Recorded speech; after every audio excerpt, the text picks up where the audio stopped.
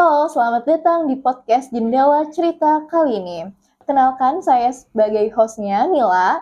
Di sini kita kedatangan tamu yang spesial yang lagi menjadi perbincangan hangat di sosial media kali ini. Oleh kita langsung kenalkan tamu kita spesial kali ini. Hai, apa kabar? Halo Bang Andrigo, gimana kabarnya? Sehat, alhamdulillah. Gimana, Alhamdulillah. Kamila sehat? Alhamdulillah juga Masya Bang. Allah. Masya Allah.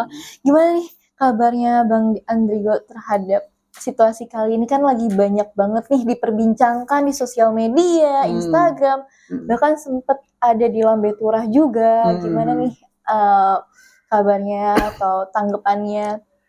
Ya kalau kabar dan tanggapan ya menikmati saja. Artinya memang ya inilah konsekuensi dunia digital sekarang ini, perkembangan dunia maya. Yang jelas semua tuh ada plus minusnya. Artinya kan kalau tidak ada masalahnya mungkin hari ini kita nggak ketemu. Iya, betul Andrigo nggak juga. mampir nih ke markas kreatif ya kan. Artinya hari ini lebih kepada mensyukuri nikmat saja, kemudian lebih menjalani aja. Jadi memang masalah itu Andrigo coba bersahabat dengan masalah.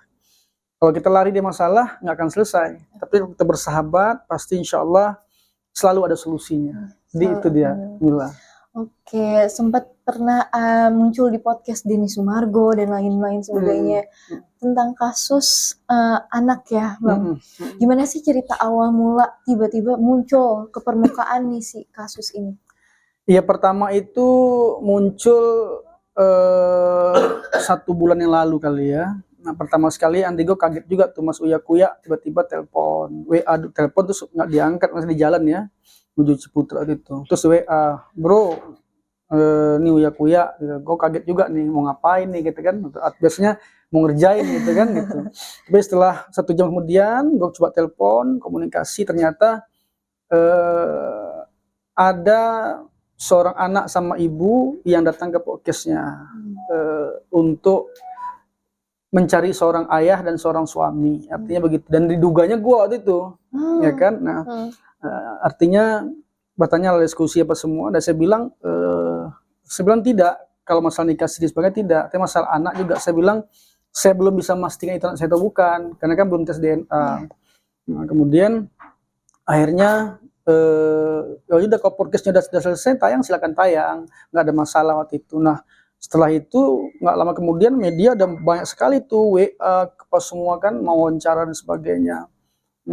Akhirnya tayang di Uya Kuya tuh. Wah, udah mulai tayang di Uya Kuya itu, besoknya itu ramai itu memang di Instagram, di TikTok, media sosial, bahkan di media online juga, entertainment banyak sekali itu berita itu. Jadi itulah awal munculnya, sampai terakhir di podcastnya Asanti, podcastnya Denny Sumargo. Nah, Denny Sumargo ini makin viral ini, makin ramai, hampir setiap hari itu beritanya itu aja, bahkan FYP banget di TikTok katanya gitu. Jadi orang masuk terus tuh ke TikTok saya itu, dan memang ya makanya saya bilang inilah masalah awalnya itu. Tapi paling tidak Andrigo belum tahu nih kebenarannya benar atau tidaknya, karena belum ada tes DNA. Jadi jelas dalam tahap mensyukuri saja. Bagi Andrigo itu kan orang itu selalu diuji untuk naik kelas. Jadi mensyukuri nikmat itu sampai kita cari solusi nih. Andrigo udah diskusi sama lawyer Andrigo sendiri bagaimana langkah ke depan. Ya, kalau hari ini tidak ada kesepakatan yang luar biasa antara kita berdua, mungkin kita akan lakukan upaya hukum, pencemaran nama baik dan sebagainya. Karena sampai hari ini tidak ada dimunculkan bukti-bukti yang katanya ada, enggak ada itu. Untuk anaknya sudah lihat belum, Mas? Sudah, jadi untuk anaknya itu Andrigo sudah lihat di media sosial dan sebagainya, dan belum pernah ketemu langsung?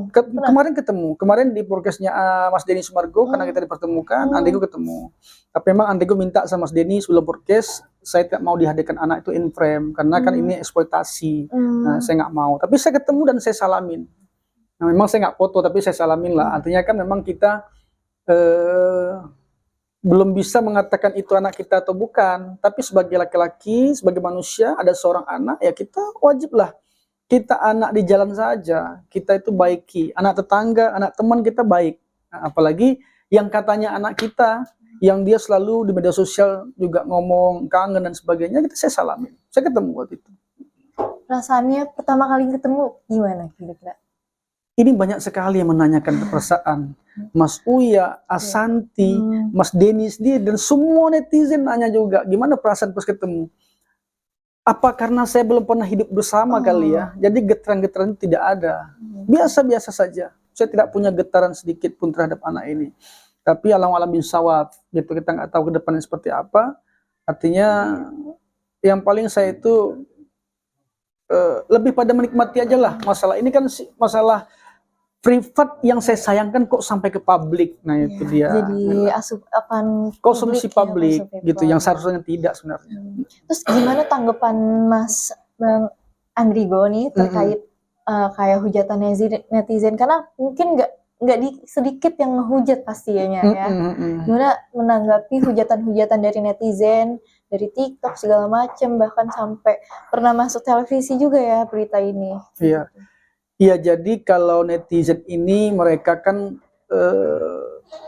tanggapan saya itu netizen itu lebih kepada anggap bernyanyi saja. Ibaratkan saya menonton suatu cerita, anggap itu sebuah lagu aja. Karena kalau saya masukkan ke hati, maaf, sakit hati saya. Kok bahasa-bahasa yang tidak seharusnya ada tuh dimunculkan semua. Saat saya live TikTok, saat saya posting Instagram, itu banyak sekali, ribuan yang tak bisa kita balas satu persatu. Nah, jadi memang lebih kepada apa ya? Lebih kepada bersabar diri saja. Karena bagi Andrigo, orang benar tidak perlu melakukan pembenaran. Time will show what is right. Waktu akan membuktikan siapa yang benar. Tapi paling tidak hari ini Andrigo sudah berupaya. Bagaimana solusi-solusi terbaik. Kita jaga komunikasi kok sama pihak mereka. Tapi memang belum ada titik terangnya lah. Gitu. Itu yang memang kita harus terus cari solusi bersama. Artinya begitu, Mila.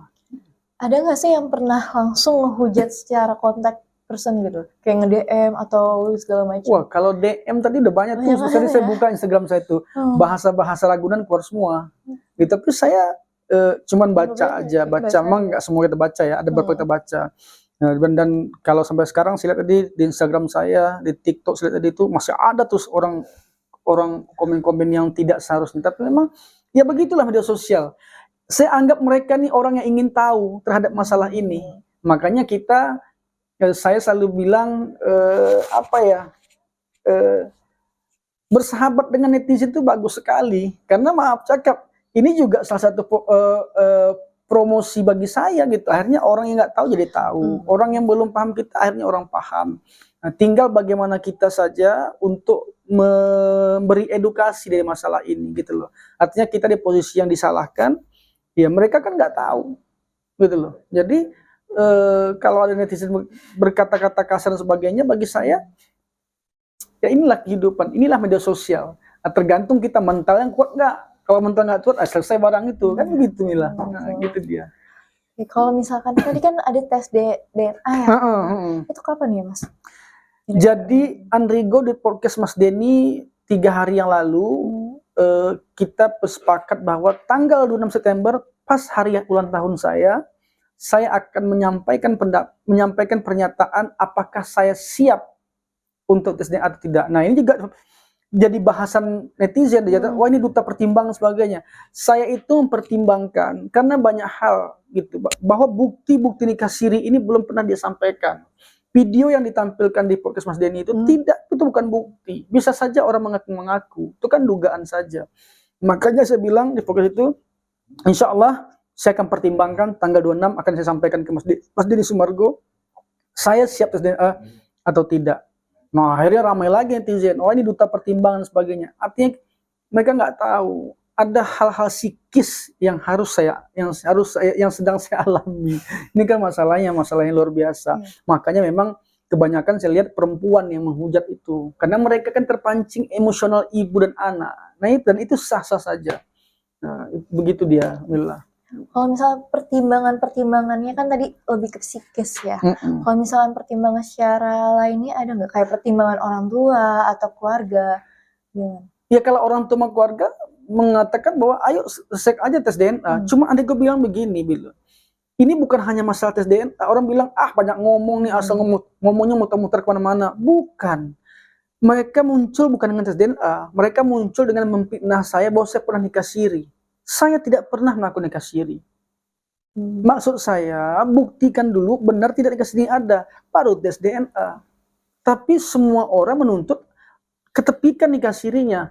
Tes DNA aja, biar anak itu benar tidak siapa ayahnya. Enggak begitu caranya. Carmila saya tanya, saya tuduh Carmila, kamu mencuri uang saya. Ya kan? Marah, kesal dong. Tiba-tiba 1 jam kemudian, Mila belikan nasi goreng, saya bisa, mau nggak? Nggak mau dong. Udah dipiknah, disuruh, nggak mau kan? Nah, artinya sama seperti saya dipiknah menikah siri, tiba-tiba disuruh tes DNA, ya nggak mau dong. Lu perbaiki dulu piknahan ini. Nah, tapi sampai sekarang mereka berkeras buktinya ada. Sampai di pagi-pagi ambiar saya nonton, mereka bilang buktinya ada, dokumentasi ada, semua ada. Mana?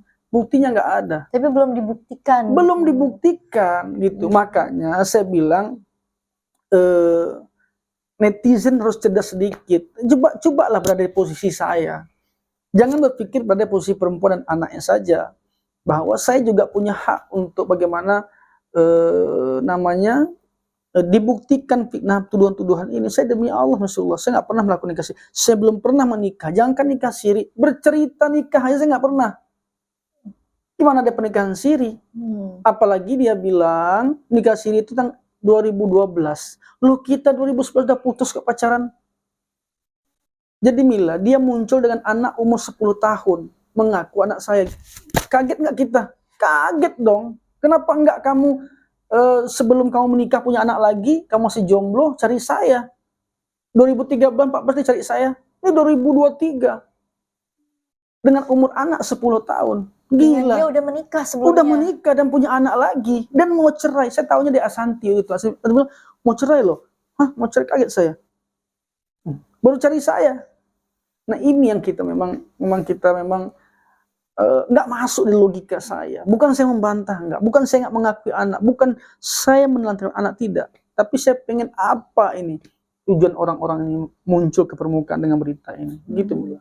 Jadi kalau dari Mas Andrigo sendiri butuh bukti untuk sebelum tes DNA. Oh iya. Sedangkan benar. kalau misalnya, jadi yang menjadi permasalahan Mas Andrigo ini bukti untuk si nikah siri itu ya. Karena Betul. yang muncul itu adalah nikah siri. Tapi kan di Benar. netizen saat ini kan lebih ke anak nih. Betul. Soal anaknya itu bener gak sih Mas Andrigo gitu. Jadi kalau misalkan dari Mas Andrigo sendiri, kalau nanggepin netizen yang kayak pemikirannya mungkin anaknya dulu nih, kayak ya udah anaknya, jadi ini anak lo atau bukan sih? Iya, Yang mereka tahu kan hanya betul. itu ya. Benar. Ya, sedangkan kalau Mas Andrigo itu ya udah mau buktinya nikah sirinya dulu atau enggak. Tapi itu bukannya dua hal yang berbeda ya, Mas?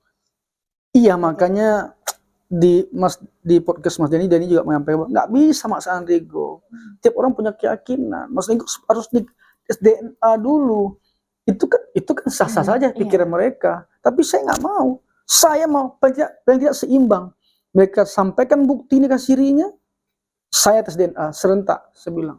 Makanya saya bilang tanggal 26 nanti saya pengen melihat. Bahkan tanggal 26 ini saya akan sampaikan saya akan tes DNA atau tidak.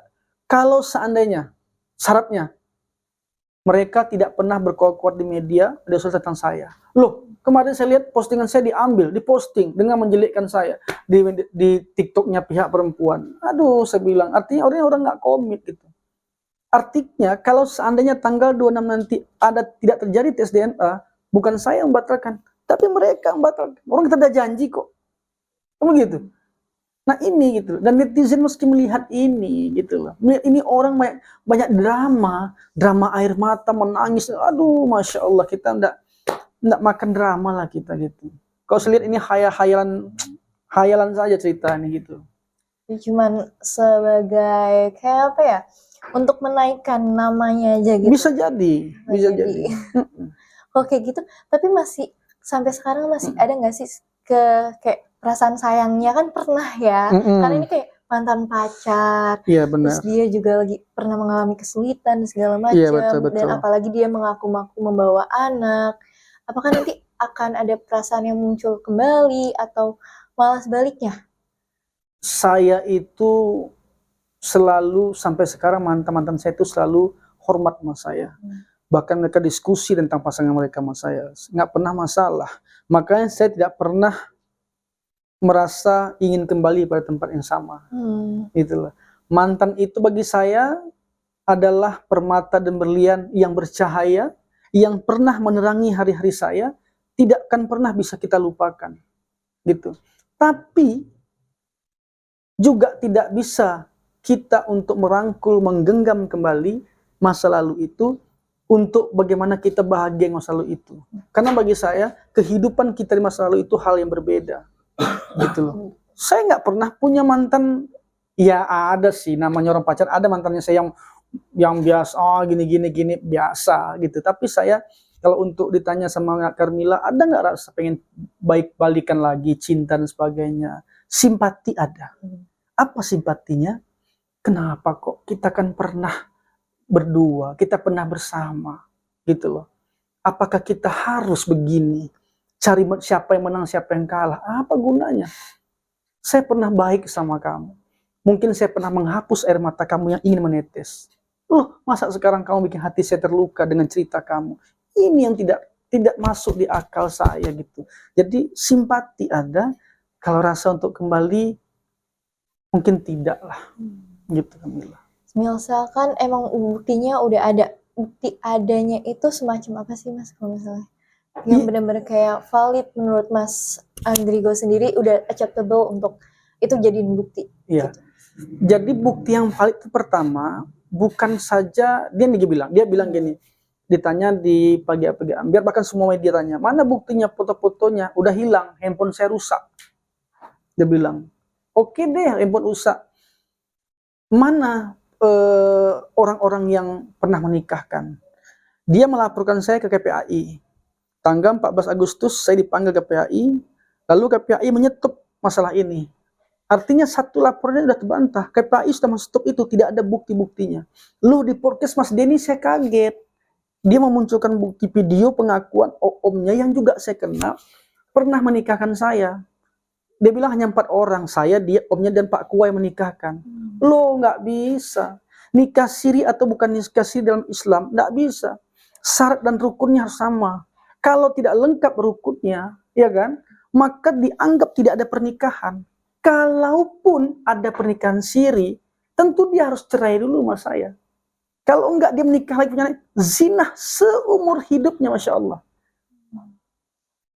Jadi saya paham betul, bukan paham betul, saya memahami betul masalah nikah siri. Nggak boleh sembarangan.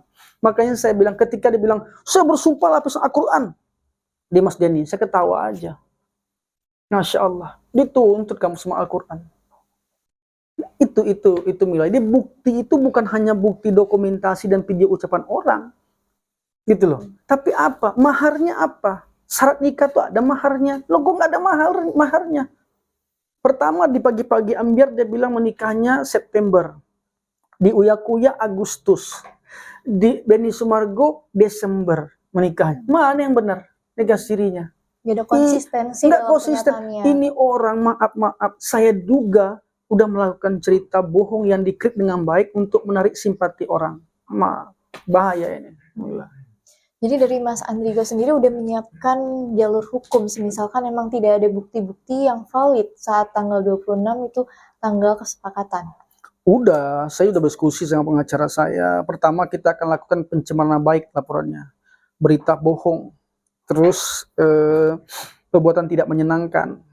Kemudian kalau dia bilang dia ada dokumentasi, itu pasti pemalsuan. Bukti-bukti palsu. Wah, ini banyak sekali. Ini pidananya banyak sekali.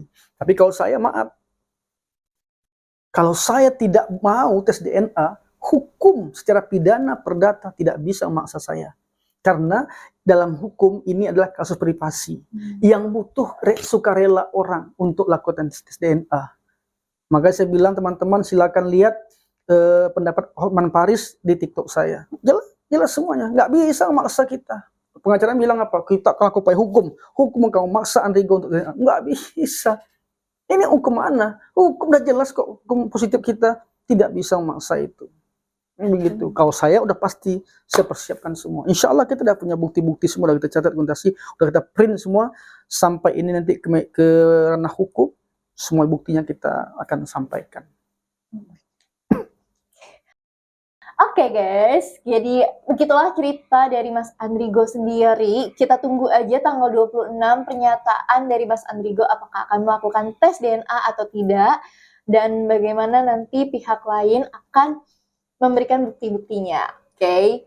Untuk hari ini terima kasih banyak ya udah Sama-sama berbagi Carmilla. ceritanya. Walaupun Thank you. mungkin masih banyak pertanyaan netizen yang Iya, masih belum benar. terjawab ya Mas. Iya. Tapi nanti bisa boleh banget di kolom komentar kalau misalnya ada pertanyaan-pertanyaan atau mungkin dukungan juga nih buat Mas Andrigo yang sedang lagi berjalan kasus. Semoga kasusnya cepat selesai dan Amin, mereda. amin, amin. Oke, nah kali ini cukup sekian. See you.